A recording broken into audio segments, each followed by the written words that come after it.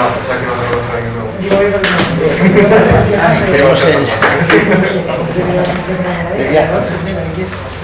Sí, no, quiero ver cómo no. ¿Estamos? Cuando queráis.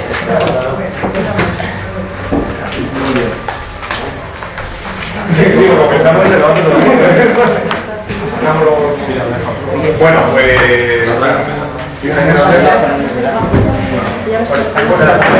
Porque una le va a traducir en Tamar y eso. Estaba diciendo si comprendíais. Hoy pensáis que claro, los compromisos no hay que comprender eso. Bueno, pues comenzamos, aunque ya lo he comentado antes, pero les pido disculpas por el atraso, que tiene que ver por la actividad multimilitante de muchos de los compañeros que están en la mesa, ¿no? El acto de hoy es un acto que a las dos características que siempre queremos dar en la fin a todo lo que hacemos aquí, que es rigor teórico, seriedad política, sería una tercera característica, que es la urgencia, ¿no? Hablábamos antes de poesía latinoamericana y compromiso social, pues es un acto de carácter de urgencia, ¿no? Porque la aprobación hace 2 semanas en la Comisión Europea sectorial de ministros del trabajo de los países de la Unión Europea, o sea, nos aprobó la directiva sobre el tiempo de trabajo más conocida de las 65 horas. El impacto que ha tenido en el ámbito en el que la FIN desarrolla su trabajo, fundamentalmente entre la militancia y la izquierda del movimiento obrero, nos llevó a decidir hacer un acto de manera rápida, ¿no? De hecho creo que es el primero que se ha hecho en Madrid.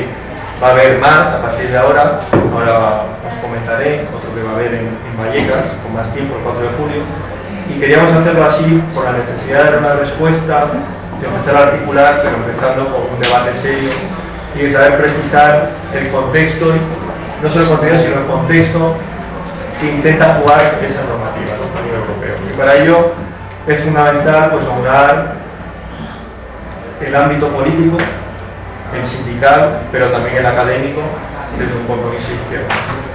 Y para eso tenemos pues a personas que representan ambos, como se decía antes, niveles de lucha política, ¿no? Lucha económica, política y académica, ideológica. Y para ello tenemos, pues digamos, a 3 personas pues que a nivel sindical, político y en el mundo de la universidad no se caracterizan no solo por el compromiso del movimiento obrero, sino por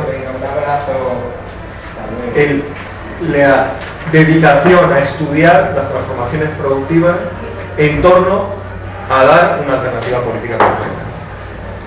Para eso tenemos a Pablo López Calle, profesor de la Complutense de Madrid de Sociología del Trabajo, que fundamentalmente basa su, digamos, para buscar un marco en el que son sus investigaciones que está realizando, es el estudio de los efectos de las transformaciones productivas y su impacto en el mundo del trabajo en las economías semiperiféricas como en la española, corrígeme si me equivoco, pero digamos ese es el marco en el que aparte del esfuerzo individual se enmarca en formas de investigación muy atractivas para mí, que es un trabajo colectivo de jóvenes investigadores, ¿no? En torno a una persona como Juan Castillo, ¿no? Catedrático y director del departamento en la facultad, que en todo el estado articula un grupo de trabajo transversal, ¿no? Y multidisciplinar, que se llama TRAVI, ¿no? Pero que fundamentalmente tienen un hipótesis de trabajo que es hacer frente al discurso sobre la desaparición del trabajo, ¿no? Ellos reivindican la figura central del trabajo en la sociedad y por tanto de su estudio, ¿no? Algo muy importante para la militancia que nosotros representamos. El último libro que ha sacado además se adelantaba un poco a temas que vamos a hablar hoy, porque en su último libro, La desmovilización general, en la editorial catalana, ¿no? La tesis de su libro es que el modelo de acumulación capitalista que se estructura ya a partir de los años 70 y en mayor medida en España se basa en intensificación y desvalorización del trabajo, ¿no? Algo que se concreta a nivel jurídico en la directiva que vamos a decir. En segundo lugar tenemos a Sánchez Elvira, sin duda con la más conocida de la mesa, que es dirigente, iba a decir histórica, me ibas a enfadar, pero bueno, veterana militante del Partido Comunista y de Comisiones Obreras, es actualmente miembro de la ejecutiva de la Confederación de Comisiones Obreras, Ejecutiva Confederal de Comisiones Obreras, y sin duda pues una representante legítima de lo que hemos llamado siempre la izquierda sindical, ¿no? De las posturas más críticas y combativas que hay dentro de Comisiones Obreras. Pero que además de su militancia sindical también es una persona que siempre ha participado de estudiar y de elaborar, ¿no? Y entender las transformaciones que hay en el mundo de la producción y en el mundo del trabajo, ¿no? Y ha editado trabajos, sobre todo en los nuevos sectores productivos, como el de trabajo en la hostelería, ¿no? Variadas, y aparte de su participación durante los 6 años que duró el Seminario de Democracia Económica, en fin, en el que también ha participado en la edición de los libros que concretaron los trabajos resultado de ese seminario, ¿no? Por último tenemos a Ismael, me llamo Ismael, me conozco de chiquitito ya, que es miembro de la dirección de la Ejecutiva Regional de Comisiones Obreras Madrid, de la rama de actividades diversas, una rama muy interesante, ¿no? Porque es la que está en ascenso precisamente por las nuevas realidades productivas que hay detrás, ¿no? Y la afiliación sindical joven. Es trabajador, además, de uno de sus sectores, muy golpeados por la precariedad y por la externalización, ¿no? Del Ayuntamiento de Rivas, y es el secretario del Mundo del Trabajo, ¿no? El Movimiento Obrero del Partido Comunista en Madrid, ¿no? En donde pues, da una visión política sobre todo de la necesidad de articulación, movilización y acción en torno a las instituciones, ¿no? Y yo ya me callo, he intentado con esta presentación enmarcar a cada uno de los ponentes y sobre todo el carácter de esta primera charla, ¿no? Que se da en Madrid al respecto. Así que bueno, empezamos por orden de presentación. Y quiero agradecer a dos compañeras que nos han venido a visitar, que ahora que como va a empezar Pablo, pues concretará, ¿no? Sobre el trabajo que desarrollan las compañeras sociólogas francesas del mundo del trabajo, que comparten lo que es la visión que nos ha traído todos aquí, y que agradecemos su visita y esfuerzo, porque una sabe español y tiene que traducir a la otra compañera que sabe francés. Yo hablo rápido, pero era para que ellos son los que hablen más tiempo. Bueno, dos compañeras que para los que conozcan a lo mejor el mundo de la sociología del trabajo francés es Daniel Dinard, autora de clásicos en la sociología del trabajo, Sabine Fortino y José Ángel Calderón, del CNRS francés, del Laboratorio de Género, Trabajo y Movilidad, que es un referente en la sociología del trabajo francesa, que pues, el trabajo de campo es un poco el paralelo de lo que pretendemos hacer aquí, trabajos sobre el terreno de investigación, sobre la reorganización productiva, cómo eso afecta a las políticas públicas, a las relaciones salariales, etc. Es un poco yo de lo que voy a hablaros aquí, ¿no? Es el producto de casi ya 6 años de investigación, de estudios de caso, analizando las estrategias o transformaciones productivas de las empresas en el tejido productivo español en muy diversos sectores y cómo eso está afectando a las relaciones sociales. Es invertir de alguna manera la lógica de por donde debería empezar la exposición, ¿no? De cómo va a afectar esta nueva directiva a las relaciones productivas. Nosotros un poco lo que planteamos es que son las relaciones productivas las que en última instancia dirigen, ¿no? Las políticas públicas, combinando a los gobiernos a tomar determinadas decisiones, ¿no? En ese sentido, pues yo como sociólogo de trabajo, como la aportación que puedo hacer a esta mesa es tomar esa directiva como analizador, ¿no? Como síntoma de procesos más generales que venimos constatando desde los años 80, desde las 2 grandes reformas laborales en España, y analizarlo como un paso más, como un momento más en las políticas de flexibilización o de liberalización del mercado de trabajo, y analizar un poco las claves en términos de evolución del modelo de acumulación capitalista en el siglo XX, que de alguna manera está cerrando, ¿no? El arco que se abrió con la constitución de los estados de bienestar y los modelos llamados fordistas, keynesianos de producción, ¿no? Entonces, un poco contextualizar esta andanada, ¿no? Neoliberal en esa línea histórica, en ese contexto histórico, ¿no? Trataré de simplificar lo más posible, poniendo en relación también, dado que estamos en la Fundación de Investigaciones Marxistas, 2 hipótesis o 2 tesis claves del marxismo, también para hacer frente al discurso hablaba Eddie antes del fin del trabajo, ¿no? De las nuevas tecnologías, ¿no? Parece que los economistas o el discurso neoliberal explica siempre los ciclos o los contrapiés y esto a partir de determinadas revoluciones tecnológicas que son las que determinan las políticas públicas de empleo, la necesidad de adaptarse los trabajadores a esas nuevas condiciones productivas, ¿no? Más por el contrario lo que planteaba en el capítulo sobre las máquinas, cuando hablaba de la famosa hora senior, ¿no? Que hoy viene muy a colación, ¿no? Cuando hablaba de la extensificación y de la intensificación del trabajo, planteaba precisamente cuál es la lógica o cuál es la racionalidad que sigue un empresario cuando decide invertir en tecnología o diseñar determinada tecnología o incorporar trabajo vivo. Es decir, optar por una estrategia de rentabilidad basada en el incremento de la productividad, ¿no? La inversión en tecnología, en capital constante, implica que con el mismo trabajo sacamos más producción.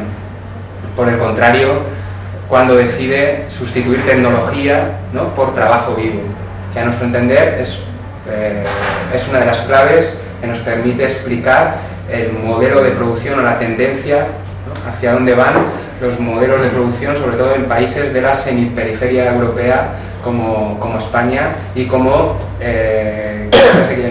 Ucrania, ¿no? Quien analiza la propuesta de la directiva de la ampliación, ¿no? Los nuevos países que se incorporan a la comunidad europea, ¿no? Estonia, bueno, parece una directiva pensada, ¿no? Para este tipo de países, ¿no? Aunque los que lo apoyan sean los países centrales, Alemania, Francia y tal, es dudoso que se vaya a aplicar, ¿no? Este tipo de medidas en estos países, ¿no? Bueno, hablaré luego de la fragmentación, de las cadenas de producción en red, la externalización, la fragmentación del obra colectivo. Todo esto es resultado de esas nuevas estrategias empresariales. Bueno, en última instancia se trataría de contraponer ese modelo fordista keynesiano del estado de bienestar basado en incrementos de la productividad, fabricación en masa, un sistema de relaciones laborales en el marco de los estados-nación fuertemente o más o menos regulado, ¿no? Que permitía también a las empresas competir en productividad, ¿no? Poner límites a la intensidad, a la intensificación del trabajo, permitía a las empresas competir en productividad, ¿no? Y al mismo tiempo ese modelo de producción era coherente con un sistema de relaciones laborales que desvinculaba de alguna manera la carga de trabajo individual y el salario percibido, ¿no? A través de los pactos colectivos, los salarios se fijaban por jerarquías, ¿no? Por carreras profesionales a lo largo de toda la vida de las empresas, ¿no? No había una relación directa entre la productividad individual porque era muy difícil medirla también, dado que era un trabajo en cadena, etcétera, y el salario percibido por el trabajador. Además, también había una desvinculación entre el salario y el trabajo, toda vez que, por ejemplo, se subvencionaba el desempleo, ¿no? Cumpliendo una función importantísima también el papel del consumo de los trabajadores, ¿no? Otra de las claves que habría que incorporar para analizar la capacidad de negociación del trabajador, de los trabajadores europeos en la actualidad, ¿no? Claro que están perdiendo también esa función de consumo característica del estado de bienestar, ¿no? Con los países asiáticos, ¿no? El crecimiento de la demanda en esos países, etc. La tesis, muy resumidamente, la tesis del ciclo, ¿no? De la acumulación, entender que lo que pasó entonces es parte de lo que está pasando ahora, ¿no? Vendría a sostener que, y esto es también siguiendo las tesis propias de Marx en aquel fragmento de las máquinas, ¿no? Que a medida que se incrementa la productividad, de alguna manera, y simplificándolo mucho también, disminuye lo que Marx llamaba el trabajo necesario, ¿no? Es decir, los salarios reales de los trabajadores. Con menos tiempo de trabajo, el mismo trabajador puede hacer frente a las mismas necesidades, ¿no? ¿Sí? La evolución de ese proceso de producción o de ese desarrollo del tejido productivo basado en el incremento de la productividad llega a un momento en el que los salarios reales, el valor real de la fuerza de trabajo cae por debajo de la tecnología a la que sustituye y también por debajo del valor legalmente establecido, del salario legalmente establecido de la fuerza de trabajo. No sé si se entiende, ¿no? Sí, el fuerte incremento de la productividad disminuye el valor real del salario que el empresario tiene que pagar a los trabajadores, ¿no? Pasando, decía Marx, que es como una especie de ondas, ¿no? Llega un momento en el que la estrategia empresarial, para la estrategia empresarial es más rentable sustituir a la tecnología por trabajo bien. Si yo para pintar esta habitación tengo una máquina que me pinta el boteler, pero tengo 4 inmigrantes, ¿no?, que me salen más baratos, opto, ¿no?, por contratar a inmigrantes, ¿no?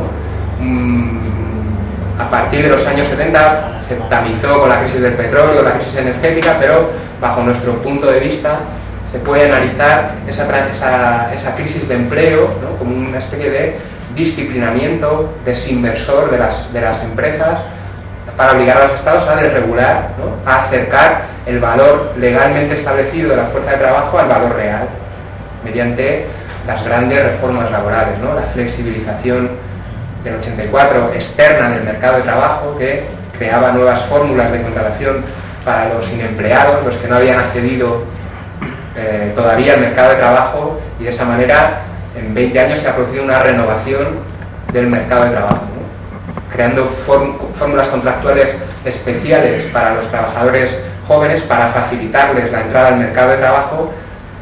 Se ha renovado ese mercado de trabajo por el propio efecto de la competencia, ¿no? Los trabajadores con contratos atípicos han presionado a la baja de las condiciones de trabajo de los trabajadores con buenas condiciones de trabajo.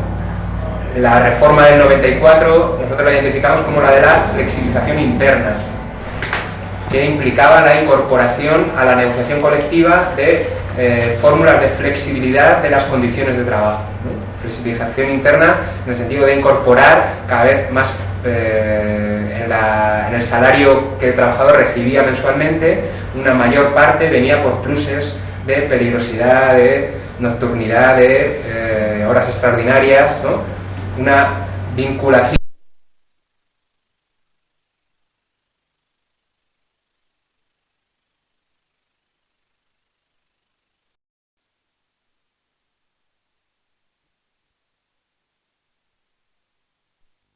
que es un encarcelamiento de la gente por el hecho de buscar una vida mejor, la directiva de las 60 horas semanales, que es en lo que nos ocupa y lo que ahora me referiré, pero voy a englobar en el sentido que decía Pablo, porque es que aquí no se puede decir ahora sacar una directiva y luego otra, ¿no? Esto ha unido a un proyecto absolutamente neoconservador, a quitar todo lo que se ha conseguido con el consenso después de la Segunda Guerra Mundial del Estado del Bienestar.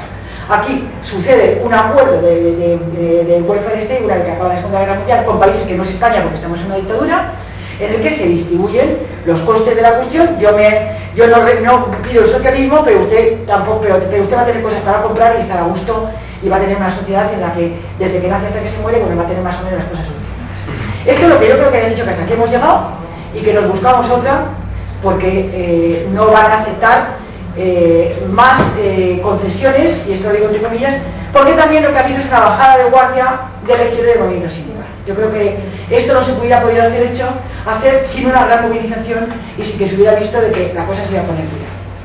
Yo he tenido la suerte de estar en el congreso de la CES, en el último congreso de la CES del año pasado, y también en la constitución de la Confederación Sindical Internacional como delegada de comisiones.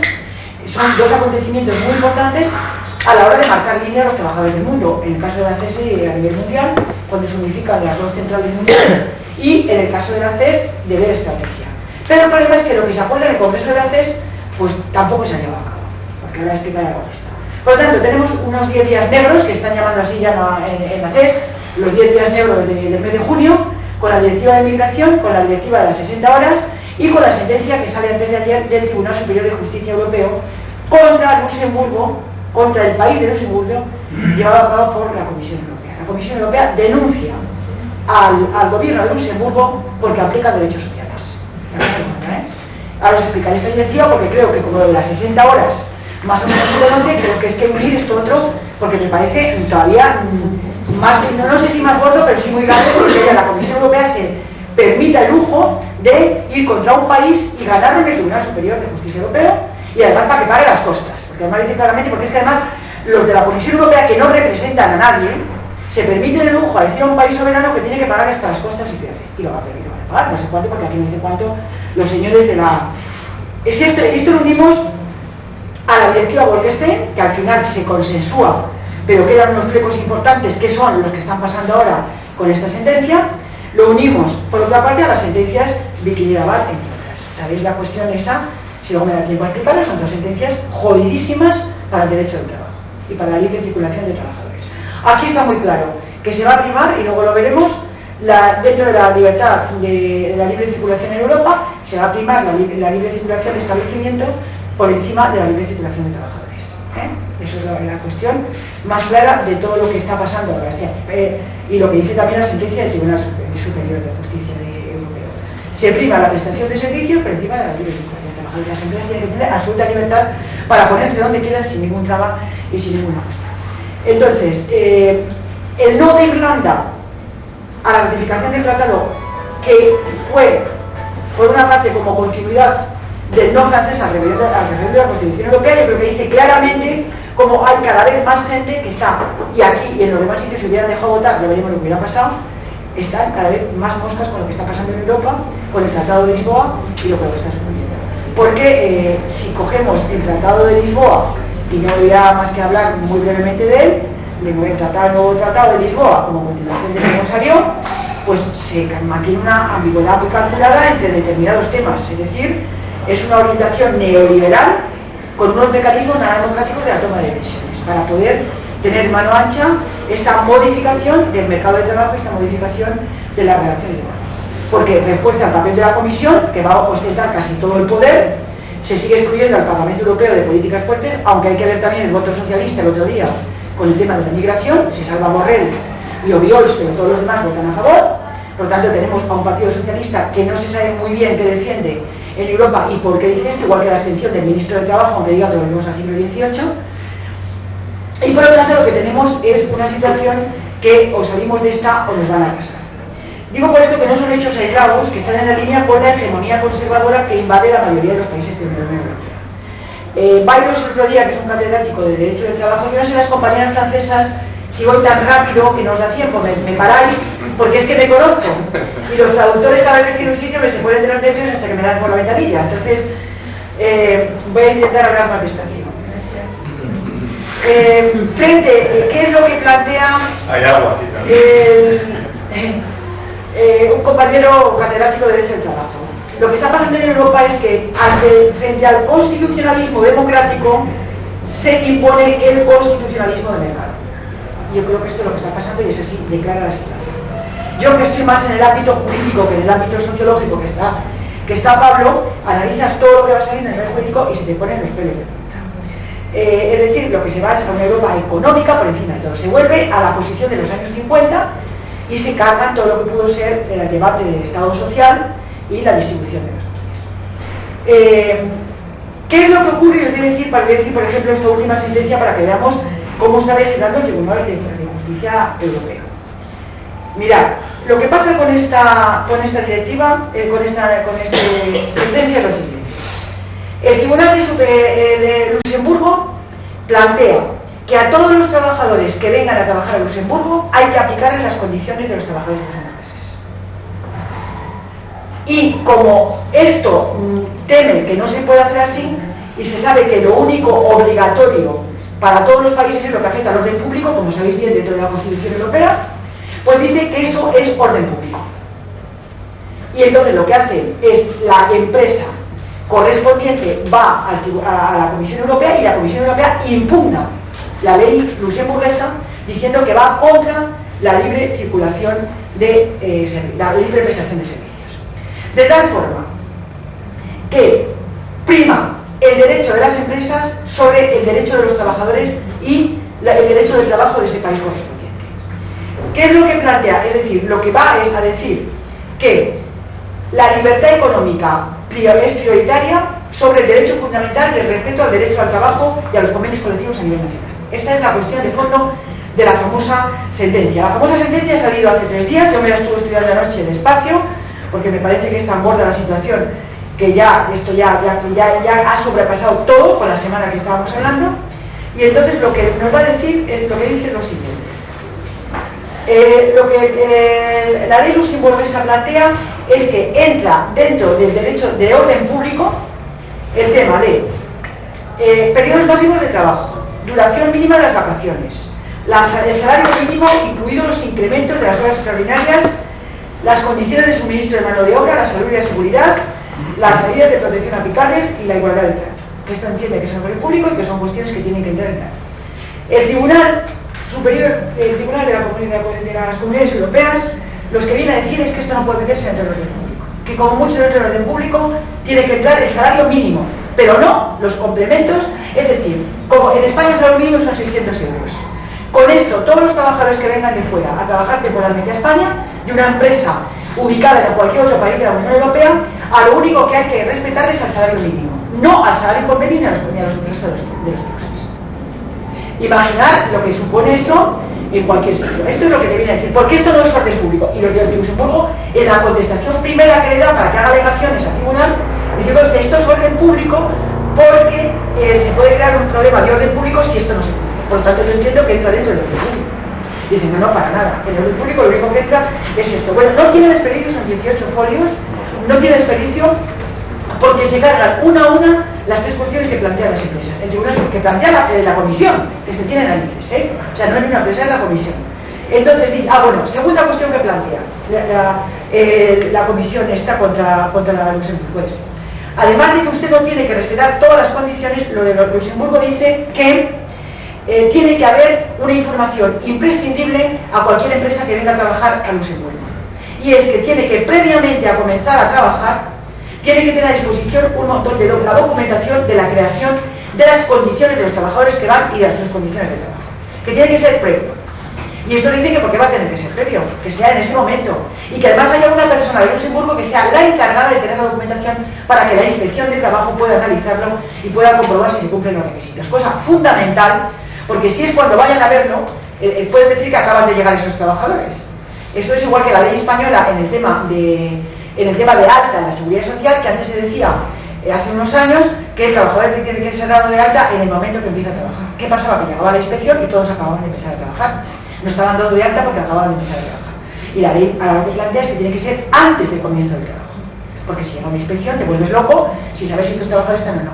Bueno, pues esto lo que plantean es que ¿por qué tiene que ser antes? Que tiene que ser que esté en ese momento y que tampoco pueden las empresas gastarse dinero en tener un archivo de documentación y una persona que lo haga, porque eso es aumentar los costes y que no se puede conseguir. Por lo tanto, también se lo cargan. Y también en cuanto a el tema de riesgos laborales. Porque esto dice que no considera satisfactoria las respuestas que ha dado el Gran Ducado de Luxemburgo y que por lo tanto prevalece, y además hay un problema de directivas que no os quiero liar por legislación, porque además dice que prevalece sobre la Bolkestein la directiva del 96/71, del año 96, que es mucho más restrictiva que la otra. Y que por lo tanto entiende que prevalece la anterior, que es peor para los trabajadores. Porque les da la gana a ellos decir que prevalece la anterior. Y nosotros has visto esta sentencia. Bueno, pues dice que prevalece, dice la cual en caso de conflicto prevalece sobre la mencionada en primer lugar. Por tanto, dicho Estado miembro no puede basarse en el procedimiento legislativo que culminó con la adopción de la directiva 2123 para fundamentar la interpretación procurada para la disposición directiva 96/71. Diciendo, yo cojo en el lugar de lo que dice el derecho español y todo el derecho comunitario, es que la condición más beneficiosa para el trabajador se va a la condición peor para el trabajador. Cosa que el derecho del trabajo nunca ha existido, porque como sabéis el derecho del trabajo se crea para equilibrar la parte más débil, si no, no tendría sentido el derecho al trabajo. El derecho, para eso existía el derecho mercantil. El derecho del trabajo se crea y los trabajadores conquistan el derecho del trabajo. Yo a mis alumnos lo primero cuando les hablo del derecho del trabajo es para desequilibrar una fuerza que es superior a la otra, se hace eso para equilibrar fuerzas, o al menos a la más débil que tenga una cuestión de equilibrio. Esto también aquí interpretan que es mejor, que tiene que aplicarse la otra. Interpretan también, dice que contrariamente a lo que sostiene el Gran Ducado de Luxemburgo, la reserva de orden público constituye una excepción al principio fundamental de libre prestación de servicios que debe ser interpretada de forma restrictiva y cuyo alcance no puede ser determinado por los Estados miembros. O sea que el orden público es exclusivamente el ejército y cuando los emigrantes entran en una frontera, ese es orden público. Lo demás no es orden público. Pagar menos a la gente no es orden público y que por lo tanto tampoco les sirve. Por lo tanto, dicha primera disposición debe interpretarse en sentido estricto. Y después, La libre prestación de servicios prima sobre cualquier otra cosa, lo dicen aquí muy claramente. Y luego, bueno, pues dicen una cantidad de bestialidades que no os podéis imaginar. Este es el gran, por lo tanto, condenan a pagar las costas al Gran Ducado de Luxemburgo y a aplicar las condiciones, obligar a la empresa cuyo domicilio social se encuentre fuera del territorio luxemburgués a que desplace a trabajadores a dicho territorio a depositar antes al inicio del desplazamiento en un mandatario ad hoc residentes en Luxemburgo, supone unos costos que no tienen por qué pagar la empresa. O sea, esto es ya... Bien, esto es provocación tras provocación. Con esto lo que prima va a ser el derecho de las empresas sobre el derecho del trabajo de cada país. Nos pueden venir de cualquier empresa aquí y solamente van a tener el salario mínimo. Nada de los pluses, nada del salario convenio. Hace un momento decía Pablo que casi el 50% está en cuestiones extrasalariales, lo que se llama complementos salariales, en la nómina. Pues si esto se va quitando, resulta que lo que se va es un abaratamiento de costes. Y estoy hablando de licenciados, estoy hablando pues, de cualquier tipo de trabajador. Por lo tanto, lo que se está poniendo en marcha en este momento es un modelo que se basa en la necesidad de reducir y de regular los elementos básicos que configuran el derecho laboral y su sistema de derechos y garantías. Esto es lo que va a ser. Habrá países que no lo van a aplicar a corto plazo, como decía antes Pablo, que puede ser España dice que no lo va a aplicar, pero ahí está. Ahí está. Por lo tanto, se puede aplicar. Se puede aplicar. Y se puede aplicar, y además con este avance importantísimo del neoliberalismo, pues van a decir los países que se van a ir al derecho mínimo europeo y que por como está ahí lo aplica. Y yo creo que cuando Alemania, Italia tienen tanto empeño y Francia en que se ponga en marcha es porque van a intentar hacer una desregulación absolutamente. A partir de ahí, la CES tiene que espabilarse, digo la CES y los sindicatos de cada uno de los países, y hay que tomar la iniciativa. Yo estoy un poco esperanzada porque después de la bronca que hemos montado algunos en comisiones diciendo que esto rápidamente había que dar una respuesta, Fidalgo escribió una carta al presidente de la CES, que por cierto es bastante tonto, os lo digo porque lo conozco y es que es un elemento que no sabe si va o si viene, o si se entera de una cosa o no se entera, dice una cosa y al día siguiente lo contrario, el mundo. Entonces, sí, se puso lo más tonto que había, porque querían, con el lío que hay con los países y con los nórdicos y con los otros, pues entonces como ahora tenía que ser, veníamos de un secretario general que era italiano, que era Gabazio, que era un tío interesante y un tío, bueno, pues que se enteraba de lo que pasaba, un tío con cierto sentido de clase, pues ahora tenía que le tocaba a los de países de arriba, a los anglosajones, y le tocó a Inglaterra, al mundo este. Y bueno, pues este es un señor que estaba también de las narices de su país y que no da la talla. Se le ha mandado una carta diciendo que hay que rápidamente reaccionar, que la CES tiene que reaccionar. Nosotros yo mañana iré a Ejecutiva Confederal y voy a plantear que aparte de lo que haga la CES tenemos que convocar alguna manifestación en España ya contra esto, desde los sindicatos, porque creo que hay que reaccionar ya los sindicatos en cada país, no hay que esperar después, pero y hay que empezar ya a decir aquí estamos y se acaba lo que daban. Y igual teníamos que haber convocado ya alguna concentración en la sede del Parlamento aquí en la Castellana, rápidamente, diciendo pero que... pisado la respuesta. Ah, perdón, pues mira, porque fenomenal, ¿eh? O sea, que yo no sé... Pero, ¿qué es lo que ha acordado la CES en el Comité Ejecutivo que se ha celebrado hoy? Tengo el último comunicado de que acaba de llegar.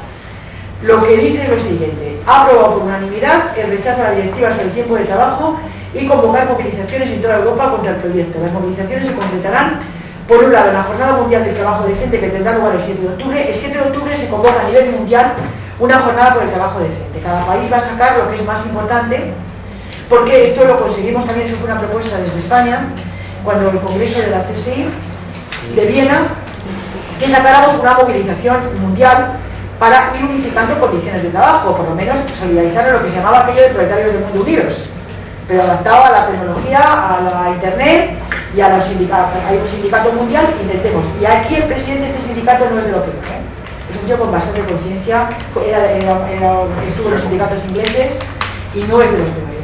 No es inglés. Sí, de los ingleses. Entonces, es que se estaba anteriormente. Y a partir de ahí, el día siguiente va a haber una jornada mundial. Aquí se pensaba ir a manifestaciones con los temas más candentes, y lo que se va a incorporar es el rechazo a la directiva sobre el tiempo de trabajo, y por otro, con una euromanifestación ante el Parlamento Europeo cuando comience el trámite de segunda lectura. porque decíamos, está bien lo del 7 de octubre, pero en el momento que empiece la segunda lectura del Parlamento Europeo, aquí hay que movilizarse contra el Parlamento Europeo. No nos vaya a hacer lo mismo que con la libre circulación, con el tema de los inmigrantes, ¿no? Entonces lo que han acordado hoy, que va a haber que hacer desde todos los países y obligar a que realmente se haga, va a ser una manifestación ante el Parlamento Europeo cuando comience el trámite de la segunda lectura. Se calcula que el Consejo remitirá al Parlamento el texto consolidado en el mes de septiembre. O sea, como este ha sido un acuerdo del Consejo, lo va a remitir al Parlamento en el mes de septiembre.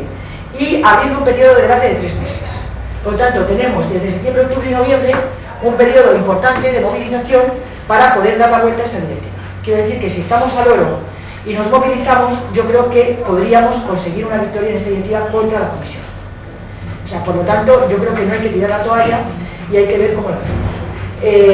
La Comisión Ejecutiva de la Transición que considera particularmente inadmisible el hecho de que el proyecto de directiva no solo mantenga el llamado out-of-box individual, es decir, la posibilidad de establecer acuerdos individuales entre los empresarios y los trabajadores para trabajar por encima del tope general de las 48 horas semanales, sino que lo facilite aún más con la directiva de género.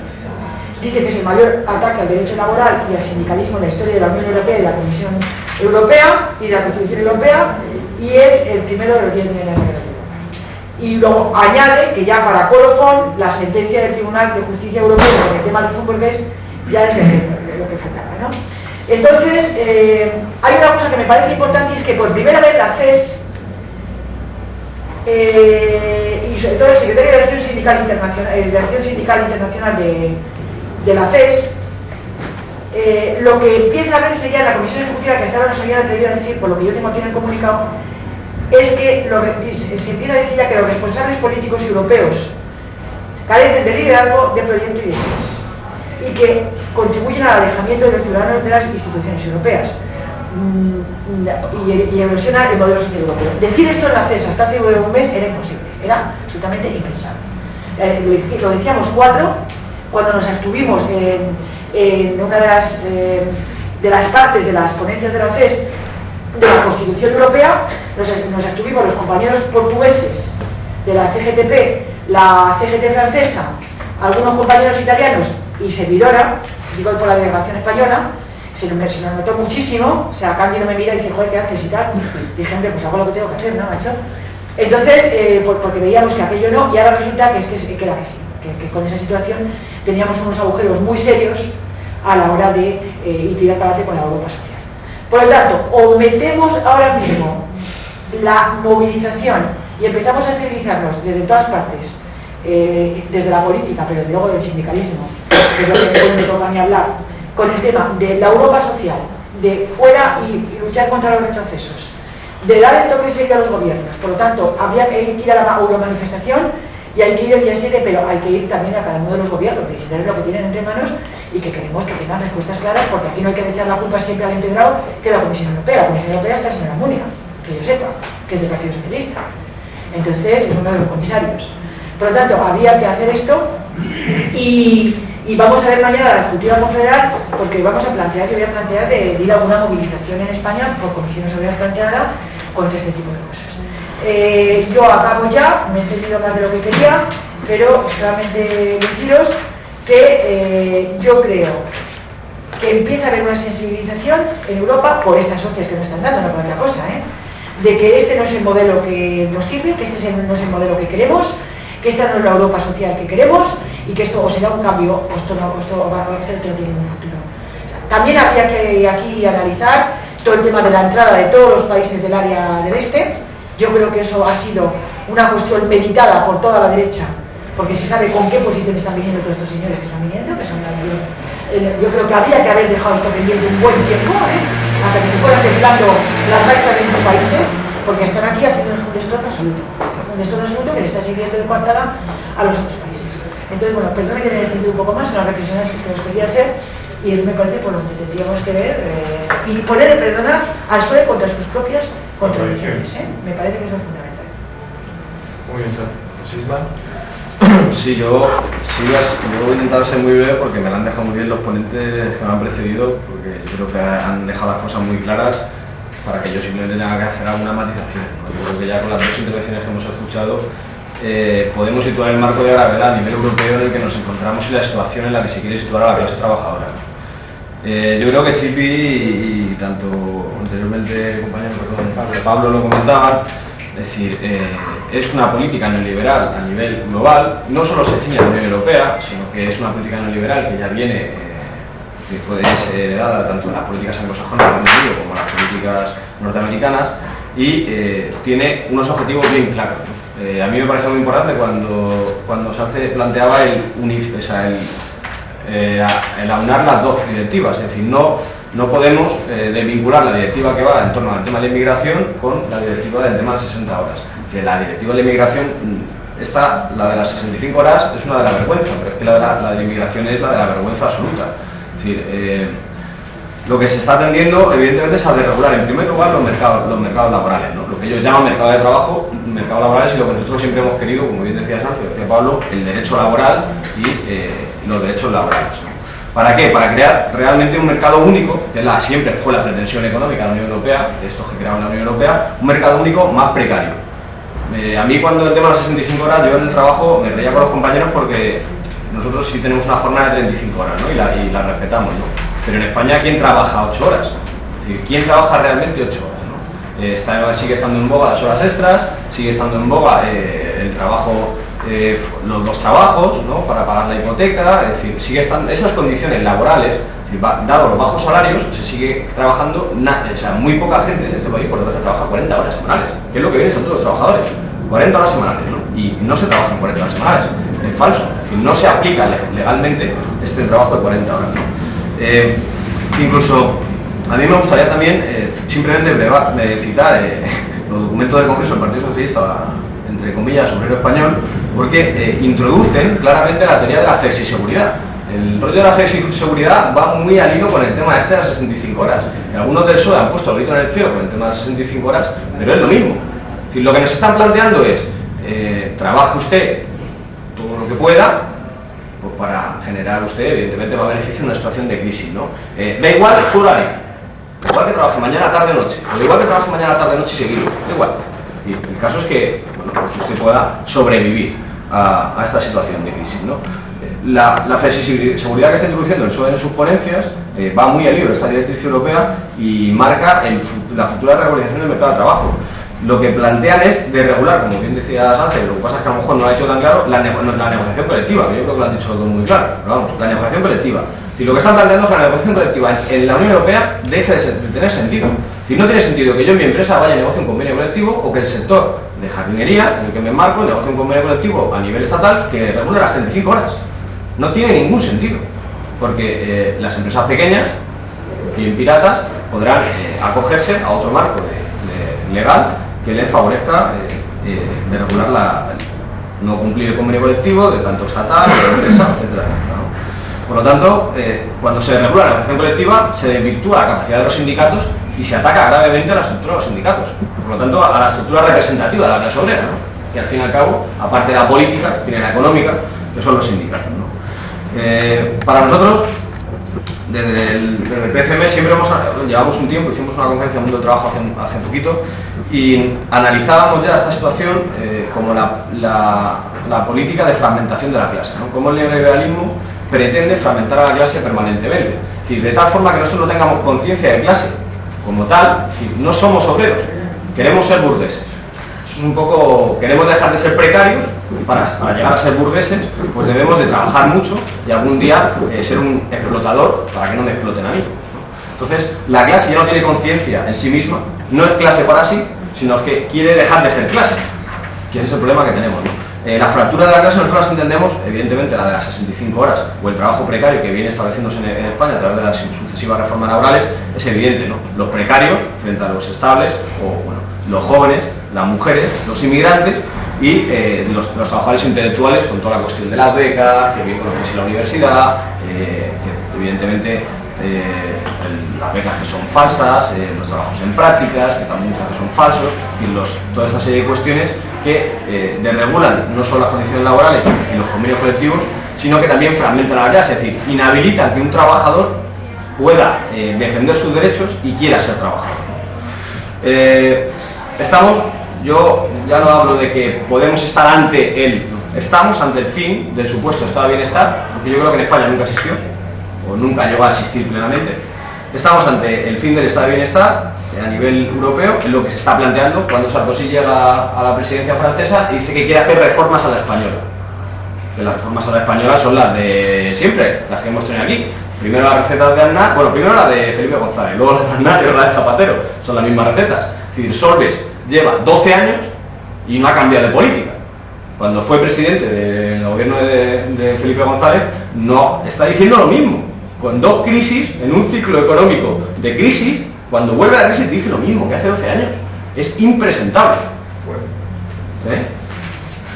Pero bueno, entonces vemos cómo se está planteando el fin del estado de bienestar y el fin de la Europa de los derechos. Es decir, esta Europa que nacía, como bien decía Eduardo, la Europa que esperábamos todos, ¿no? Que fuese la Europa de los derechos, la que nos traía a nosotros la democracia, ¿no? Bueno, que la habíamos ganado, entre comillas, recientemente, pero aspiraba a mejorar nuestra situación laboral, nuestros derechos, etcétera, etcétera, ¿no? Queríamos ser estado de bienestar, queríamos tener un estado de bienestar, aspirábamos a eso. Es decir, están claramente atacando esto. Dentro de este fin de Europa de los derechos, se marca muy claramente esta directiva de retorno de la Unión Europea, la directiva de inmigración. Yo no la quiero comentar porque se me pone la carne de gallina, pero simplemente decir lo que ya salió en la prensa, que la prensa lo reconoce como muy grave, el tema de que se permite que las personas estén internadas en centro de internamiento, que se le dice, que son los que puede haber en Tenerife, o que hay uno en Madrid en Carabanchel, o que hay en otros sitios, 18 meses, siempre y cuando no tengan una documentación, sin juicio previo. Es decir, se reconoce que una persona es ilegal. Eso es una cuestión que no existe. En un Estado de Derecho, ninguna persona, sea extranjera o nacional, puede ser ilegal. Una persona está, esto es una cuestión que en la universidad la he estudiado siempre, pero teóricamente un Estado de Derecho garantiza unos derechos, teóricamente, o sea, que no lo haga. Entonces las personas son entes jurídicos, sí, que tienen una definición jurídica, pero porque se les garantizan unos derechos. El problema es que lo que ya han definido legalmente es que las personas pueden llegar a ser ilegales. Bueno, nosotros entendíamos que una persona puesta en una situación irregular, pero que una persona sea ilegal es una contradicción, ¿no?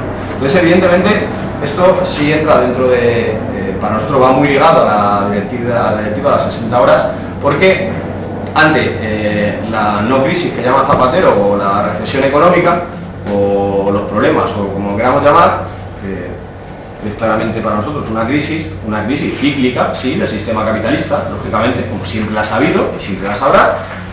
Entonces, ante esa crisis, las medidas son las mismas que, como bien decía, hace 50 años. Es decir, siguen siendo las mismas.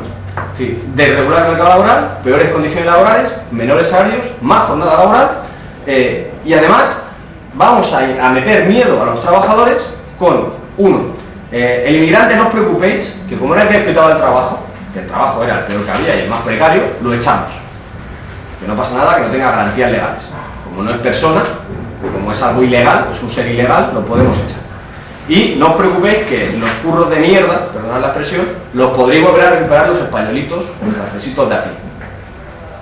Evidentemente, claro, si esto lo juntamos con lo que nos explicaba anteriormente Sánchez, el tema de que quieren aplicar que la normativa, o sea, en los países de origen, dentro de la Comunidad Europea, cuando traen inmigración, puedan seguir vigentes su legislación laboral, sus convenios concretos de sus países. Por ejemplo, uno de los países que más problemas tenía era Suecia, por el tema de Lituania, Letonia y Estonia, todos los países bálticos. Es decir, todos los países bálticos, cuando entran en la Unión Europea, vienen a trabajar a Suecia y a Noruega, lógicamente porque las condiciones salariales no tenían nada que ver, ni la condición del estado de bienestar, ¿no?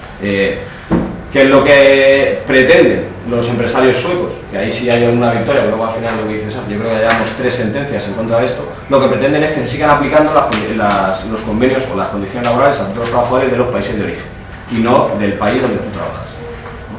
Entonces, esto demuestra que evidentemente es falso. Es decir, no nos vamos a quedar con los trabajos ni los de mierda. Es decir, ya se encargarán de seguir desregulando el mercado laboral para que siga bajando los salarios y se siga precarizando el mercado laboral, ¿no? Esta estrategia, como bien decimos, que es una estrategia común, global, neoliberal, yo creo que tiende a acabar, como bien decía, con el estado de bienestar y para que nosotros veamos la aplicación, para bajar ya a lo más micro y para ir acabando, la aplicación en la Comunidad de Madrid, el problema que tenemos con la crisis, el problema que tenemos es que antiguamente o anteriormente, una vez que, como bien decía la compañera y el compañero, las clases trabajadoras ganan unos derechos, adquieren unos derechos, por la correlación de fuerzas que existe después de la Segunda Guerra Mundial, el Estado de Bienestar establece unos sistemas que son públicos. Cuando a fecha de hoy todas las políticas en la Unión Europea lo que tienden es a desmontar lo público, el trabajador ya no tiene donde caerse muerto, literalmente. Es decir, todo aquel trabajador que además sea precario, que sea inmigrante, que sea joven y que sea mujer, eso ya que es la cuadratura del círculo, el que tenga ese perfil, que vaya preparándose, porque ni la cuerda del palo. La cuestión es, no va a poder ir a un hospital público. Bueno, en España nunca hemos tenido el dentista, porque se supone que para trabajar no te hacen falta los dientes. Se supone que si te duele una muela, pues se trabaja, no pasa nada. Y si vas sin dientes no hace falta que hagas. Pero ya de por sí, si lo público era precario, se tiende a todavía más finiquitar el modelo de lo público, ¿no? Las empresas públicas ya no hablemos. Nadie plantea hacer empresas públicas, municipalizar, de tal forma que se establecen ciertas condiciones laborales. Ni los propios ayuntamientos en su pliego de condiciones establecen que las empresas tengan que tener ciertas condiciones laborales, de estabilidad o de contratos o no. Es decir, hay un convenio que la Comunidad de Madrid, que es un caso muy curioso, que también habrá que estudiarlo, no sé exactamente cómo se llama el órgano, pero que es el que asegura la competencia, el marco de competencia a nivel económico en la Comunidad de Madrid, nos denuncia un convenio, que es el de ayuda a domicilio, porque dice que se fija la hora mínima de trabajo en el convenio. O sea, el salario, como si fuese un salario mínimo, para entenderlo, en un sector, ¿no? Y dice que eso no puede ser, nos denuncia en el convenio, dice que eso no puede ser porque, claro, las empresas no van a poder presentarse a concursos mejorando la oferta de la empresa. Claro, todas se tienen que presentar con el mismo salario. Por lo tanto, no hay condiciones para la libre concurrencia en el mercado.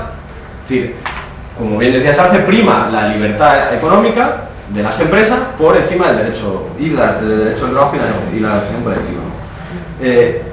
Por lo tanto, para acabar, yo creo que el marco en el que nos encontramos, con el máximo exponente neoliberal, que es Esperanza Aguirre, la Comunidad de Madrid, y la completa y completa destrucción de lo público, de la sanidad pública, de la educación pública, etcétera, etcétera, tiene que tener una respuesta lo más colectiva posible. Y no debe de ser una cuestión de que el PC, Partido Comunista o Izquierda Unida no, tiene que ser una cuestión lo más colectiva posible. Es decir, debemos de ser capaces de concienciar al mayor número, tanto de movimientos sociales, de partidos políticos, etcétera, etcétera, porque lo que nos estamos jugando ya no es el futuro de nuestros hijos, que decían mis padres hace tiempo, sino es nuestro futuro. Ya se ha acabado, por decirlo de alguna forma, el tiempo muerto o la mitad de partido, ¿no? Por lo tanto, una campaña que nosotros tenemos actualmente, que es la crisis tiene culpables, que la paguen ellos, después en este país de beneficios escandalosos de la banca y de las multinacionales, ahora se vuelve a plantear lo que está planteando la directriz europea, el privatizar lo público, etcétera, etcétera, etcétera, ¿no? Es decir, han engordado los bolsillos de una manera salvaje y tenemos que pagar nosotros los platos rotos. Claro, con nuestra lógica aspiración que algún día seremos nosotros los que engordemos los bolsillos, ¿no? Nos creemos eso y por lo tanto podemos hacerlo. En torno a qué hacer, yo creo que ya para acabar. Yo creo que hay que ligar toda esta directriz con lo que se está planteando, que nos planteamos los tres, ¿no? De la eliminación del supuesto estado de bienestar, que yo siempre he creído que en España nunca existió, que era un estado de bienestar bastante flaco.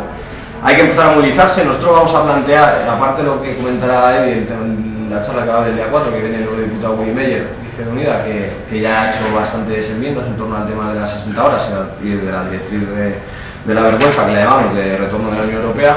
También está yo creo que vamos a convocar en breve plazo a la iniciativa del Partido Comunista de Madrid y con quien más se quiera sumar, una concentración en frente del Parlamento, de las oficinas del Parlamento de Europa, aquí en Madrid.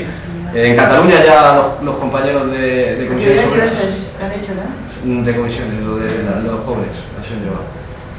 No sé si ha contado una historia que acabó en la plaza. También, pero vamos, en Cataluña, en Barcelona, los de Juventud del Sindicato de Comisiones han hecho una concentración y han entrado una carta a lo que es la oficina del Parlamento Europeo, ¿no? Yo creo que hay que empezar a calentar el terreno y que el otoño es un otoño caliente. Para nosotros el otoño debe ser tan caliente que todo aquel que esté en el movimiento sindical yo llevo un tiempo pasando el mensaje, habrá que pasarlo orgánicamente incluso en el Congreso de Comisiones Obreras y allí donde corresponda. Hay que pasar a la ofensiva con el tema de una huelga en la Comunidad de Madrid. Yo entiendo que solo puede ser una huelga general por el tema de lo público. El que se desmonte todo lo público en la Comunidad de Madrid no puede pasar sin una respuesta de la clase. Es decir, lo que no podemos tener son 25 respuestas aisladas en cada sitio. Que sí, que fue mucha gente el otro día a Vallecas, que fue mucha gente el otro día tal, que fue... Cierto, las movilizaciones están llenando de gente, pero es que nos está afectando a todos y a todas, y no es una cuestión ya muy grave, ¿no? Y por último, yo creo que el tema de las 60 horas, lo que tiene que caracterizar a la izquierda transformadora, que siempre nos ha caracterizado, es tener una propuesta. Y lo que me parece increíble es que se nos haya olvidado cuando nos plantea las 65 horas, que hace más allá de 5 años teníamos las 35 horas por ley. Que eso es lo que está planteando Sarkozy en Francia, es decir, quitar las 35 horas por ley. Por eso también apoya la directriz europea a 60 horas, porque lógicamente lo que le molesta es lo de las 35 horas. Pero claro, en un marco de crisis vamos a tener que trabajar más para cobrar menos y repartir menos el trabajo. Volvemos a la vieja teoría marxista de que los parados no son más que un ejército de reserva del capital para que la remuneración del trabajo siga cayendo a la baja. Es decir, cuanto más parados tengan, ya llevan un mes diciendo que no hay crisis, pero que el paro va a llegar al 11%, que va a incrementarse la última de 250.000, que no sé qué, que no sé cuánto, ya están avisando. La siguiente será cuando suba a FIDAB o a la mesa de negociación, que la reforma del mercado laboral, debido a la crisis, debe tender a una congelación salarial o que una flexibilización nueva, la llamada flexiseguridad del PSOE, que quieren aplicar también en este país. Por tanto, volver a reivindicar las 35 horas, denunciar el fin del estado de bienestar y el fin del estado de derecho. Para mí, personalmente, esto ya no se puede llamar democracia. Cuando no se garantizan los derechos mínimos de los que nos dotamos en base a nuestras obligaciones, es decir, a mí no me pueden decir que yo tengo un deber y no tengo ningún derecho. Hombre, yo entendía que tenía deberes y tenía derechos, pero si me quitan los derechos, es increíble. Yo recomiendo a la gente, hay una carta también del compañero presidente de Bolivia, Evo Morales, en torno a la directiva del retorno europea. Hay varios presidentes de América Latina que están escribiendo en torno a todo el tema de la directiva de la vergüenza. Y yo creo que tenemos que aprender muy mucho de lo que está pasando en América Latina, de lo que es la ética política y la corresponsabilidad política. Y creo que, por desgracia, Europa ha llegado a un tope, como ya decíamos. Es decir, ya no hay integridad política ni ética política. Es decir, nadie pasa un referéndum por miedo a perderlo. Sin embargo, nos metemos con Chávez porque pasa 8 referéndums. Claro, ¿quién es más democrático? ¿No? Es decir, mejor pasar las directivas a sangre y a fuego, como lo hacemos en Europa, con los tratados europeos, que van en contra del derecho de todos los trabajadores, pero que los trabajadores no opinen, que sigan trabajando. Que no opinen y que sigan trabajando. Eso es lo que hay que hacer. Por lo tanto, yo con eso acabo. Muy bien, muchas gracias. Pues,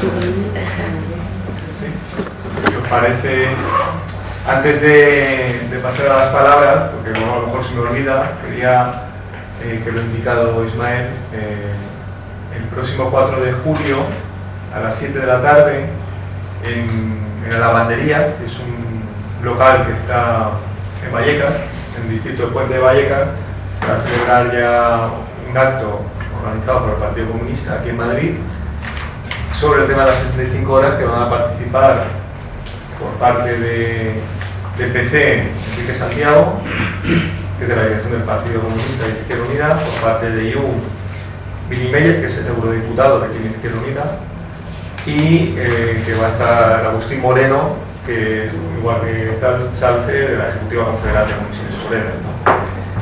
Para aquellos que no tengamos el correo electrónico, pues aquí tenemos las hojas las hojas que pasamos siempre para que la gente que no tenemos su dirección electrónica la pongan y así pueden estar informados en el sitio en concreto, cómo llegar, porque será el primer acto medianamente grande, no es una sala de 150 personas, ¿no? que se va a realizar en Madrid al respecto, ¿no? En torno a la línea un poco táctica de ir calentando de cara a septiembre, donde la fiesta del PC presentaremos ya la campaña a nivel estatal. En línea, el 7 de octubre es la primera respuesta que se visibilice de manera más grande, ¿no? Lo segundo, porque es importante también, ¿no? Hay gente que, aparte de agradecer a todo el mundo los que estamos aquí, que estáis aquí, que es verano, aparte de la Eurocopa, que soy futbolero, ver a dos personas, ¿no? Que por una situación suya particular en las instituciones nunca tienen tiempo para nada, ¿no? Una es Sira, que es concejala en el Ayuntamiento de Rivas, además ahí gobernamos, entonces pues ya lleva el área de ecología, ¿no? Medio ambiente, entre otras cosas. Y Dani, que está nos va a encontrar en la super minoría frente a la mayoría absoluta del Partido Popular, es concejal en el Ayuntamiento de Madrid, aquí en Ciudad de Madrid. Y bueno, pues son personas que siempre están bastante involucradas en la creación institucional, pero que tienen poco tiempo, que yo le agradezco personalmente que vengan a escuchar y aprender, ¿no? Y bueno, preguntas. Si alguien quiere preguntar, yo tengo una, pero se puede adelantar alguien. ¿Tú, Dani? Sí, bueno, más que una pregunta, estoy en super minoría, no tan en minoría esta mañana. Hemos tenido pleno, pues lo que comentabais, buscar las contradicciones del Partido Socialista, con las contradicciones que hoy nos han presentado una proposición para rechazarla, no para rechazar, sino para no apoyar la directiva europea. Tantas contradicciones tienen que tal y como estaba redactada la proposición, no yo, si Izquierda Unida no la podía aprobar, incluso lo consultaba antes de votar al propio Meyer, y no la podemos votar, y tantas contradicciones tienen que al final han aceptado mi enmienda transaccional, que consiste en decir literalmente que el Ayuntamiento de Madrid apoya al gobierno de la nación, de la nación, para que rechace la directiva europea. Ya, es que le da igual, no entiende nada. O sea, el tío se abstiene en la votación del Parlamento Europeo, de la Comisión Europea, bajo el argumento de que no podían votar en contra porque entonces se aprobaba automáticamente la directiva. Yo no necesito el argumento, se lo he explicado a mí y yo lo que saqué en un teléfono. No entiendo, y nos presentan una proposición en esa línea que luego además aceptan la transaccional que rechaza la directiva europea, y además apoyada por el Partido Popular, lo cual ya me ha descolocado del todo. O sea, que es una proposición que ha salido por unanimidad y me ha descolocado del todo. Muerto de éxito. No, ni muerto de esto, que mi intervención ni intervenido. ¿La han presentado al final tú o ellos? La han presentado ellos con la enmienda tuya. Juventudes Socialistas, pero en la proposición se decía, al final bueno, se me ha escapado una cosa y al final en realidad aparece, pero bueno, se decía que apoyábamos al gobierno para que mantenga la jornada laboral de 40 horas y respete el estatuto de los trabajadores. Se me ha colado porque me la metí en otro punto, pero bueno, pero claro, mi planteamiento era que nosotros defendemos las 35, por lo tanto no podíamos aprobar las 40 horas. Y para que pudiera salir adelante la proposición, pues han aceptado la transacción. Pero bueno, esas contradicciones están. Entonces, me plantean dudas de que esas movilizaciones sirvan para buscar las contradicciones o encontrar las contradicciones dentro del Partido Socialista. Yo creo que más bien irán encaminadas a generar esa conciencia de clase de la que nos estábamos lamentando hace un rato, ¿no? de que no existe o que no está tan tangible. Yo apoyo la iniciativa de ir buscando esas movilizaciones. Yo no sé si dice eso para la huelga general, porque ojalá salga una huelga general, pero que yo creo que esas contradicciones no las vamos a encontrar en el Partido Socialista. Al final, ellos van a dar ese martillo, aprueban las directivas en materia de inmigración, no cuestionan esas sentencias a las que se ha referido Salce, por lo tanto veo más factible esa búsqueda de la conciencia de clase que no las contradicciones dentro del Partido Socialista. ¿Alguna pregunta más? Sí, yo me ha parecido muy interesante todo lo que se ha dicho, pero yo personalmente estoy un poco obsesionada últimamente haciéndome muchas preguntas desde el absoluto desconocimiento un poco en torno a lo que has estado comentando tú, Pablo.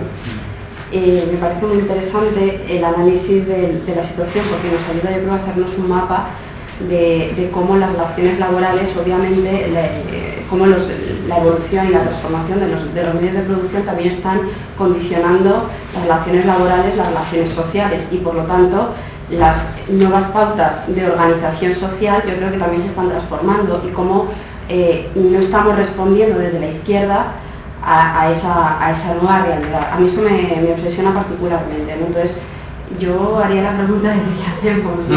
Porque, claro, el tema de las 35 horas, volver a reivindicar las 35 horas, plantear, hacer huelgas, a mí me parece todo eso fantástico, pero claro, yo tengo la sensación de que nos hace falta tener un plan, ¿no? Algo así, o una estrategia un poquito sólida, o un decálogo de qué hacer frente a este momento, porque yo creo que ya sabíamos hace ya unas cuantas décadas que todo esto iba a pasar, y de hecho no es que tengamos una bola que nos permita ver el futuro, pero sabemos que esto se va a ir radicalizando. Entonces, yo creo que sí es necesario, ya lo apunta algún autor, que yo creo que sí es necesario que la izquierda radicalice el discurso. Yo creo que por ahí habría que ver cuál es el marco global en el que planteamos un discurso radicalizado y con propuestas concretas, organizativas además, concretas, para que precisamente yo creo que un poco la línea de recuperar de nuevo la conciencia de clase, que yo creo que al final es lo que lo va a articular todo. Pero yo no sé, yo os pregunto a ver si se os ocurre qué podemos hacer mientras tanto, o cómo veis que se puede articular ese escenario. A mí no me queda claro, yo lo veo complicado. Yo también lo veo complicado, es la pregunta del millón, ¿no? Ah, sí, pues por de favor. hecho, el libro este sobre la desmovilización general trataba de arrojar casi a nivel personal, ¿no?, alguna luz en torno a las posibles vías de resistencia o de intervención, ¿no?, ante este escenario, ¿no? Situado en esas dos velocidades de la acción inmediata, directa, de hacer frente, de la movilización, de rechazar, ¿sí?, pero al mismo tiempo también incorporar una mirada, se puede llamar acción estratégica de largo plazo, que es en la que, a nuestro modo de ver, estos amigos franceses, puede participar o colaborar la sociología del trabajo, que no es que sea más lista, no es que seamos más listos que nadie, pero sí que a lo mejor tenemos más tiempo o nos hemos especializado en dedicar tiempo a trabajar, a tratar de comprender cómo funcionan los procesos de producción, cuáles son las estrategias de las empresas, qué consecuencias pueden tener, y eso traerlo a los ámbitos de intervención política para también incorporar, que yo creo que tampoco son contradictorias, ¿no?, dos tipos de estrategias, una más coyuntural en el corto plazo, pero teniendo siempre también una mirada en la estrategia a futuro, ¿no? Una de las claves a nuestro modo de ver de la intervención, porque somos sociólogos del trabajo, sí que iría encaminada, y es muy difícil, a tratar de intervenir en aquello que nosotros consideramos que es uno de los motores inmóviles, ¿no?, o donde se fragua tanto las dinámicas de evolución de los procesos de producción, como en cierta manera también, aunque indirectamente, la propia capacidad de resistencia de los trabajadores, es decir, la propia capacidad de movilización, ¿no?, para hacer una manifestación, para hacer frente a su vez a la directa. O sea, lo entendemos casi como un círculo vicioso, ¿no? A medida que el mercado se precariza, aquellos encargados de poner freno a la precarización tienen menos capacidad de decisión real, aunque institucionalmente, y esto deriva, digamos, de la forma en que se configura la participación sindical, de lo que hablaba Salce, ¿no?, ese cierre en falso del reconocimiento sindical en el ámbito del estado de bienestar, nos arrojó podemos llamar, o produjo el espejismo, ¿no?, de que el estado de bienestar fue un producto de la victoria, ¿no?, de la clase obrera frente a los modelos liberales anteriores, ¿no? Pero se ha encargado de recordar Salce que al interior del movimiento obrero hubo también una fractura, ¿no?, que nosotros distinguimos como la integración, ¿no?, de los sindicatos representativos en la negociación del precio justo del trabajo, ¿no?, en una línea que teóricamente identificamos también como más proudhoniana frente a la marxista, ¿no?, más critica a Proudhon ¿sí? Bueno, es un poco para introducir algunos referentes, ¿no? ¿Sí? La coincidencia de los intereses de la clase y del Estado han funcionado durante el desarrollo del estado de bienestar, ¿no? Aparentemente, intereses de la clase, de trabajadores, ¿sí? Los seguros sociales, los derechos sociales coincidían o eran coherentes con una forma de producción, ¿sí? Basada en la sociedad, lo que he hablado, lo que he explicado antes, ¿no? Pero era una superposición falsa, ¿no? En la manera en que se configura el estado de bienestar subordina, y esto hay teóricos como Rawls, ¿no? El Induda pro libertad, subordina las medidas sociales a los avatares de la economía, ¿no? O sea, las medidas sociales se promulgan como derivaciones de las necesidades del mercado, para que el mercado, ¿no? De alguna manera, lo que se hizo entonces es parte de lo que está sucediendo ahora, a nuestro modo de ver, ¿no? Una vez que los intereses de la clase y los del Estado o los del mercado, ¿no? Han dejado de coincidir, aparece la situación real de subordinación, ¿no? De subordinar las políticas sociales al crecimiento del empleo, al incremento de la economía, ¿no? Para lograr mayor bienestar lo que hay que generar es mayor riqueza a las empresas, ¿no? Nosotros planteamos, y aquí viene la otra pata, ¿no? Del conocimiento de las formas de organización del trabajo, planteamos que hay formas muy distintas de organizar el trabajo, ¿no? Un ámbito que, repito, es exclusivo de la capacidad de decisión de las empresas, ¿sí? Y creemos que una línea estratégica de intervención potente, ¿no? del sindicalismo sería tratar de hacerse con espacios en ese campo que hasta ahora ha estado vedado, ¿no? Por el principio de libertad industrial, por la propia configuración del contrato de trabajo, ¿no? Como institución central de articulación de las relaciones sociales, y de alguna manera es el plantear la capacidad de los trabajadores de intervenir en las estrategias productivas de las empresas es una manera velada de hacer frente al contrato de trabajo como institución central, ¿no? O de poner en cuestión el contrato de trabajo como institución central de las relaciones sociales, que es, según Marx, también la madre del cordero, ¿no? El proteger jurídicamente que el obrero, una vez desposeído de sus medios de producción, ¿sí? Es libre de vender su fuerza de trabajo al mejor postor, ¿no? El contrato de trabajo lo que hace es convertir las preferencias de los trabajadores en necesidades, ¿no? Eso a nivel de contrato individual, pero también se puede trasladar a nivel, por ejemplo, de la negociación colectiva, ¿no? Cuando un sindicato se ve forzado para conservar sus propias necesidades de supervivencia, por ejemplo, una empresa en Navarra compitiendo con trabajadores en Bratislava, ¿no? Cuando las condiciones, las relaciones sociales en las que uno se tiene que mover, ¿no? Están determinadas por las necesidades de supervivencia, ¿con qué legitimidad tú exiges a los trabajadores de Volkswagen Navarra que reduzcan sus condiciones de trabajo para dar empleo a los de Bratislava, ¿no? ¿O con qué legitimidad exiges a los trabajadores de un país determinado que sean solidarios, ¿no? Cuando las condiciones en las que pueden elegir, a eso me refiero cuando hablo de el contrato de trabajo, como se convierte la necesidad en preferencia, ¿no? Y de ahí que se estén llevando cada vez más factores de las reguladores de las condiciones de trabajo, se estén sacando del estatuto y se estén llevando a la negociación colectiva, ¿no? La paradoja es que a medida que se le da más reconocimiento en muchas esferas a los sindicatos, ¿no? Para negociar, por ejemplo, esta propuesta, ¿no? Se dice que no es obligatoria, sino que es negociable, lo que decías tú, ¿no? Los convenios de empresa y tal.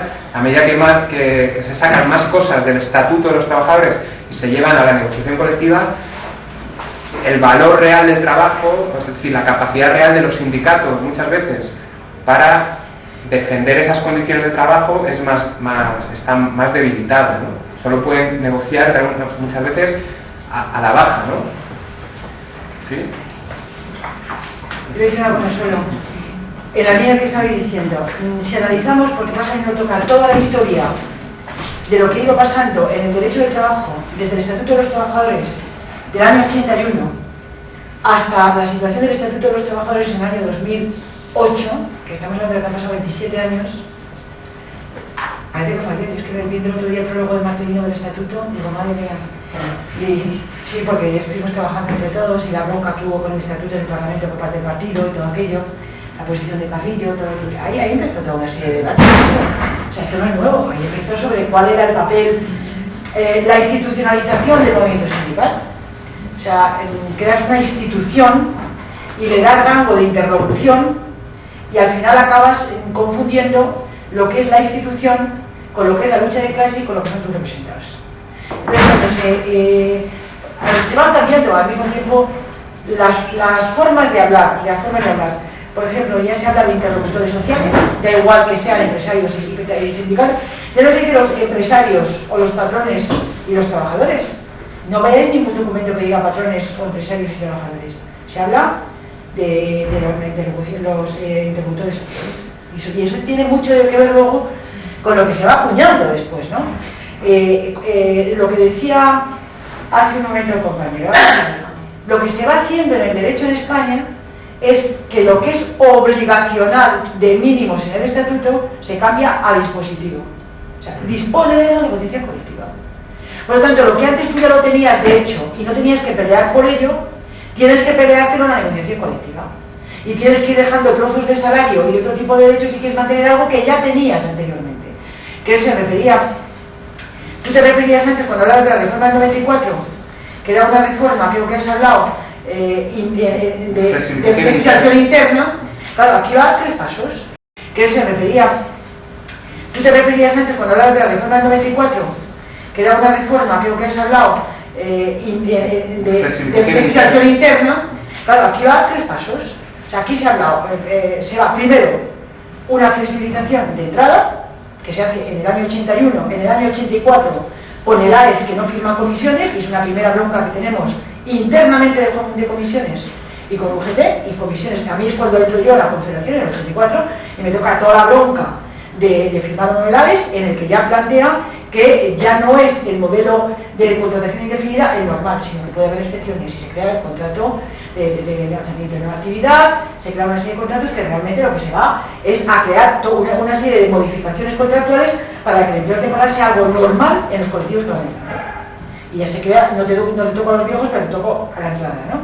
Y después se hace la flexibilización de la permanencia, que la disuelves de 94, que es otra bronca interna del sindicato, que no toco hoy hablar, pero históricamente, y cuando se habla de la historia del sindicalismo, pues eso hay que meterlo. Yo tengo todos los...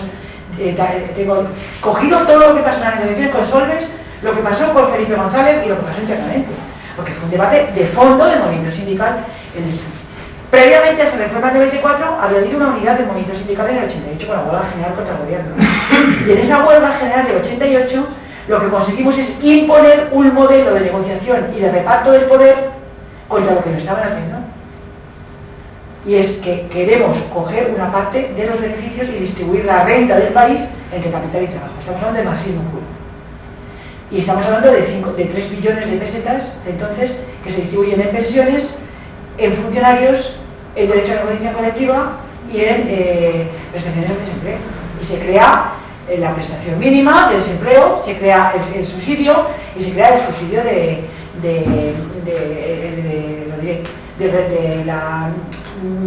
los que no tenían cotizado suficiente tiempo, que estaba me acuerdo que eran 9.000 pesetas y sube a 20.000. Con lo cual, bueno, es un respiro para todos los colectivos que están o con la pensión mínima o que no han cotizado.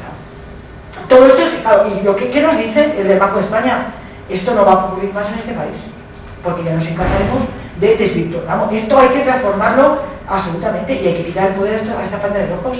Y es cuando se produce la crisis interna en comisiones del año 96, en la que sale Marcelino y salimos todos, y la crisis en UGT con la PSV, que se monta el movimiento sindical, un modelo de movimiento sindical unitario, que nos había costado un montón conseguir la unidad sindical, cosa que no había conseguido ni en Francia ni en Italia, ni en Alemania sí, porque hay un único sindicato, pero en el resto de los sitios no habían conseguido. Y conseguimos primero unidad sindical sobre la base de clase y de reparto del poder. Y entonces automáticamente se empieza a variar la situación, igual que ha pasado a nivel europeo. A nivel europeo se ha institucionalizado tanto los interlocutores sociales que se confunde a veces cuál es tu papel ahí una vez que te metes en Bruselas. Y es que parece que todo el mundo va con el mismo traje y que no se distinguen con otros. Y claro, enfrentarse con todo este lío a veces cuesta un montón. ¿Qué es lo que ha ido al mismo tiempo? Pues todo lo que era obligacional pasa a dispositivo. En la entrada en el año 84, en la permanencia en el año 94 y en la salida también 94-96. Porque cuando la reforma del 96, que es otra bronca del sector crítico de comisiones, porque todas nuestras broncas internas han sido ideológicas absolutamente de modelo. Cuando la bronca del 96, nosotros planteamos, ¿qué se hace? Abaratar el salario. Perdón, abaratar el despido. ¿Por qué? Porque se crea una serie de cláusulas en las que se va a financiar los contratos que se hagan nuevos y todo el que haga un contrato indefinido se lo vas a bonificar, pero además cuando lo despidas no vas a tener 45 días por año con un máximo de 42 mensualidades, sino 33 días por año con un máximo de 24 mensualidades. Nos hemos rebajado también la salida. Y al mismo tiempo, como ayer me encantó ver al ministro de Trabajo, me encantó que cuando hablaba, digo, joder, que lo habíamos estado diciendo nosotros 12 años y que ahora se empieza a reconocer que con la indemnización, con la subvención que se daba y se está dando por el tema de los contratos indefinidos, se paga perfectamente la despido, la indemnización, y encima lo está pagando con costes del INE que tendría que ir a prestaciones de desempleo. O sea, todo esto se va transformando, pero se va transformando de una manera que lo dijo Cuevas muy claramente. A mí, cuando Cuevas se pacta la reforma del 96 y se forma, y ahora la de la reforma de la negociación, no, la última ha sido la del 2002, ¿no? La del 2002, la del 2004, perdón. La última que se vuelve a modificar el mercado de trabajo y ampliar los contratos y otros. Cuevas dice, hemos conseguido lo que queríamos. Y así hemos conseguido el tema del despido, hemos conseguido el tema de bajar las cotizaciones empresariales y hemos conseguido desvirtuar la prevención colectiva. Y esto es como dice mi amigo de Sevilla, tú puedes hacer dos cosas. Tú pues, si coges si tú coges a un pez y lo metes en agua hirviendo, te pega un rebotón y te pone Jesucristo. Pero si tú le metes en agua templadita, se va quemando, no se va enterando y cuando se está ya chicharrado, pero no puede reaccionar. Y esto es un poco lo que ha ido pasando como modelo. Entonces, soluciones las hay, no va a haber más remedio que hacer, que es lo que tú preguntabas antes. Ahora, la cuestión es lo de siempre. Las recetas son adaptadas a Internet, pero son las de siempre. Y es que hay que disputar el poder en la empresa, el poder que estás diciendo tú, o disputas el poder en la empresa y el poder de configuración a la hora de configuración de los poderes y el reparto del poder, del dinero y de los presupuestos, porque ahora aquí hay dos partes, el poder en la empresa a la hora de establecer la intervención en las estrategias de la empresa y la intervención en la organización del trabajo, y no hay más. Ahora, si un convenio colectivo hablas de salarios, hablas de lo que está pasando, de empleo fijo, que luego nunca lo hacen, pero no hablas de cómo tú no puedes hablar de productividad, sino hablas de cómo organizas, cómo hace la organización de esa empresa. Porque si te organizan la empresa a otros, el tema de productividad te van a hacer como ellos les dé la gana. Por lo tanto, no puedes tener el tema productividad. Yo cada vez que oigo el tema de productividad en la CES y en todos los documentos nuestros, que me pongo en gana. Porque yo hablo de productividad si hablo al mismo tiempo de organización del trabajo y de intervención en la estrategia de la empresa. Entonces sí, pero si no, a mí que no me implique el salario con la productividad, porque yo no tengo que ver nada con eso. Y como a mí no me han dejado participar en eso, yo no tengo que entonces ser copartícipe de algo que me lo han organizado otros. Y que no sé ni cuál va a ser las cuentas de resultados ni cuál va a ser la cuestión. Y esto es un debate de fondo en comisiones, no os podéis imaginar, y por eso nos llaman críticos, nos excluyen y tal, porque es una radicalización absoluta. Pero es que estamos entrando en el corazón de las relaciones laborales. Nosotros, entonces, por lo tanto, y luego en el tema de Europa. En el tema de Europa se lleva mucho tiempo ya hablando desde que entramos nosotros, y antes yo no he estado en cuestiones, pero que hay que ir a un derecho mínimo en todos los países de la Unión Europea. Y ese derecho mínimo significa que tiene que haber un salario mínimo para todos los países. Porque si no nos vamos a encontrar con estas sentencias por todos lados. Y es que luego usted aplica el derecho de su país. Mientras que sea 300 euros de salario mínimo en Polonia y sea 1.200 en Alemania, pues claro, aquí tienes unas lagunas que para que dices. Por lo tanto, Europa, y es una de las cuestiones que hemos ido planteando y que yo me he desgallitado cuando estaba en los temas de CES, pero con muy poco éxito, porque en España no estaban por la labor tampoco una parte de comisiones obreras y de un nuevo UGT, que se institucionalizó mucho antes, tiene que haber una cuestión de derecho mínimo en todos los países de la Unión Europea, que tiene que ser un salario mínimo para todos, pero no un salario de 300, sino un salario de la medida de lo que están siendo los salarios mínimos en este momento, que puede ser 600 o 600 y pico euros. Segunda cuestión, tiene que haber una protección al desempleo unificada. Si hay libre circulación de trabajadores, tiene que haber un concepto de protección al desempleo equivalente. Y tiene que haber un tema de protección social en las pensiones equivalente.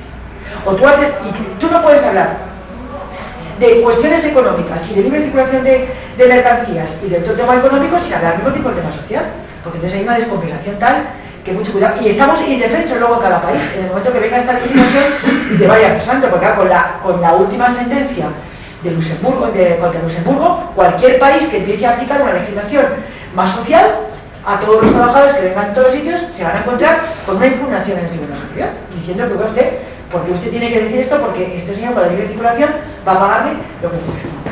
Entonces, claro, estamos metidos en este momento en un lío que os salimos por la calle del medio y por movilizaciones, o de lo contrario cada vez más nos van a seguir ignorando, porque es que lo tenemos complicado ya el derecho en todos los países. Yo viendo ahora mismo derecho comparativo, los suecos están echando con la cabeza. Con lo que le está pasando también, porque Suecia tiene estado de mucho, vamos, no tiene ni color, pero claro, están metiendo unos recortes de 30 beneficios también, porque aquí pintan pastas para todos, para todos. Entonces, este es el reto que hay. Yo creo que va a tener que hacer un trabajo serio de concienciación, empezando por los que estamos en partidos y en sindicatos. O sea, el trabajo de concienciación es el más importante, porque la gente no se va a pelear por algo que no lo sabe y no lo cree. El acto de 4, papeles, debates. Hay que empezar y hay que convencer, en nuestro caso, al sindicato de que tiene que coger la iniciativa. Es que si no hacemos esto, ¿por qué? Porque estamos hablando del sindicato mayor de este país, que es Comisiones Obreras. Y Comisiones Obreras tiene que implicarse en esto, porque si no se implica, tenemos un agujero muy serio entre los trabajadores. Si no se utilizan los medios que tienen los sindicatos para influir en todo eso. Y por tanto, yo sí que creo que una de las cuestiones importantes es militar en los partidos y en los sindicatos. Porque a medida que influyes en estos sitios, va a ser más fácil toda la labor de sensibilización y de opinión, que irlo por libre o... Yo creo que son cuestiones que van a costar, pero yo os digo una cosa, yo creo que no está perdido. Igual que creo que no está perdido lo de la jornada de las 60-65 horas, si nos ponemos en pie de garrapaces y tocamos a todos los parlamentarios europeos y todo lo demás, creo que puede esa directiva echarse para atrás. Mira, prefiero que vaya directiva ninguna del tiempo de trabajo a hacer esto. Entonces vayamos a que no haya directiva y discutamos cada uno en cada país, pero que no se haga una directiva. Yo iría a la anulación de la directiva y al rechazo de la directiva, y la firmar por saco y aquí hay que la directiva. Y segundo, por otra parte, hay que ir a la cuestión del derecho mínimo necesario. Yo creo que son dos cosas vitales. Yo tengo experiencia de inmovilización total y que de repente surja una movilización de la leche. O sea, nosotros, sí, os lo digo de verdad, y solamente aplicando las huelgas que se han montado aquí, y huelgas en los sectores y demás, pues dices, esto no sale ni de coña. Y esto, cuando tienes, desde luego no sale con un zapatazo y en un mes, eso también lo digo. O sea, hay un trabajo serio de concienciación, de organización y de curro militante, o de lo contrario la gente no se entera porque hay muchos elementos en contra. Ahora, también estamos en mejores condiciones de transmitir ideología que antes cuando tenías que ir con el correo echando los correos a la gente. Claro, y ya han pasado 15 años, no pasa más. En la huelga de a cabo del 88, que fue la que paralizó este país, la que Felipe González estuvo a punto de todo, la víspera mi Nicolás Redondo me dice, como esto no salga bien, mañana tenemos que pedir que nos auxilien los franceses, tenemos que ir por la frontera, porque esto no mete en la cárcel directamente. Ahora, cuando para entonces paró todo el país y tal, quien tuvo que recibirnos después fue Felipe González, con la mala hostia que tiene de toda la vida ha tenido y que además con la soberbia que tienen estos presidentes de gobierno, pero claro, viendo que habíamos ganado, y a partir de ahí tardó 6 meses en negociar, pero desde luego la negociación puede arrebatar un montón de poder sindical y de poder de los trabajadores, ¿no? Entonces, ahora, la previa fue los 6 meses, salimos en todos los periódicos poniéndonos de todo, que estábamos por cargarnos al gobierno, que estábamos para apoyar a la derecha, que estábamos en un acuerdo político. Si cogéis las hemerotecas de entonces y aguantamos el tipo, explicamos a los trabajadores y la gente reaccionó, porque teníamos razón. Entonces esto supone, por eso digo, mucho trabajo y al mismo tiempo supone organización. Yo creo que es clave la organización, la claridad de ideas y el trabajo. Son 3 cosas fundamentales. Porque de lo contrario no vamos a transformar nunca nada. Nunca nos han regalado nada. Nadie, nunca los trabajadores de izquierda nos han regalado nada. Todo lo que hemos conseguido ha sido gracias a mucha lucha y a mucha pelea. Si es que a veces, si esto se está por descubrir, no está nada vamos. Ahora es mucho más fácil que antes, bastante más fácil que hace tiempo. Lo que pasa es que, bueno, hemos pensado que esto viene del cielo y que lo que teníamos ya es que no nos iban a quitar. Y aquí existe una cosa que se llama lucha de clases, y es que las cosas se consiguen, pero después se defienden, porque como no la defienden te la quitan. Porque esto sí que lo tiene claro, ¿eh? Esto tiene claro que hay que volver a los años del 19 y que no tenemos por qué tener nada más que el indispensable. Pues si es que es clarísimo. Ahora, yo creo que falta optimismo y que falta esperanza. Yo creo que falta eso, ¿eh? Y que creernos realmente lo que nosotros estamos defendiendo, que tenemos la verdad y que si lo influimos y lo decimos la gente no la va a creer. Pero esto es lo que yo creo que nos falta. Nos arrasa lo políticamente correcto y los medios de comunicación, que está en las manos de unos cuantos. Yo creo que esa ideología la tenemos ya tan metida que es que estamos ya en el límite de lo políticamente correcto hasta lo que nos situamos la mayoría izquierda, ¿eh? Y si no, poner atención a las cosas. Ahora, tampoco hay que irse al monte, ¿eh? También os lo digo. Creo que la política es sensata, explicada y comprendida, ¿eh? Es lo que yo creo de todo esto. Ahora, esta directiva la podemos ganar. Seguro que la podemos ganar. Y de luego nosotros vamos a poner desde comisiones todos los medios y que sigue la Confederación, digo, Fidalgo y compañía en este tema. En este tema, obligando a la CES y a todo el mundo y que se vayan a hablar, vamos, yo creo que hay que ir a hablar pasado mañana pedir una reunión con los zapateros, los dos sindicatos, y decirle que queremos que esté en contra de esta directiva, que lo diga públicamente y que se paralice en el Parlamento Europeo. Perdonad, pero me sentí un poco... Estás en buena forma, ¿sabes? No, qué remedio, chico. Bueno, pues en otra cuestión pues terminamos. Y recordar lo del 4, ¿no? Que era el primer gran acto y bueno, en esta línea de acumulación. Y luego mañana, esto te lo pediría a ti que lo dijeses, que lo sabes mejor, porque mañana hay aquí otro acto. Sí, bueno, hay una conferencia dentro del ciclo de ideas para socialistas del siglo XXI sobre fuerzas productivas y relaciones de producción en la llamada ciudad de la inflación, que viene Julián Marcelo, que es profesor de la Universidad Politécnica de Valencia y que ha escrito un artículo sobre utopías, colaboró en un seminario que organizamos otro sobre las consecuencias de las TIC en las relaciones laborales y empieza a las 7 y intentaremos que no coincida con el partido de las semifinales. Joder, es pero pues sí, para intentar que venga el máximo de gente posible, claro. Luego ponemos la tele directamente y... bueno.